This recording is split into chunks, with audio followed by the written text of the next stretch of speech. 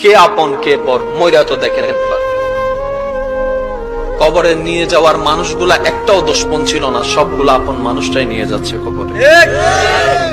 আমি চিৎকার দিয়ে আওয়াজ দিয়ে বললাম, ভাই তোরা তো জানিস আমি কবরে থাকতে পারি না, তোরা তো জানিস আমি অন্ধকারে শুইতে পারি না, তারপরও আমার জন্য কবরটা খুঁড়ে দিলি। খাটের নিচে যখন চোখ দিয়ে তাকালাম, ইমানদার ভাই মনের কান দিয়ে শুনুন, খাটের নিচ দিয়ে যখন চোখ দিয়ে তাকালাম, মনে মনে ভাবলাম হয়তো শত্রুরাই কবরের দিকে নিয়ে যাচ্ছে।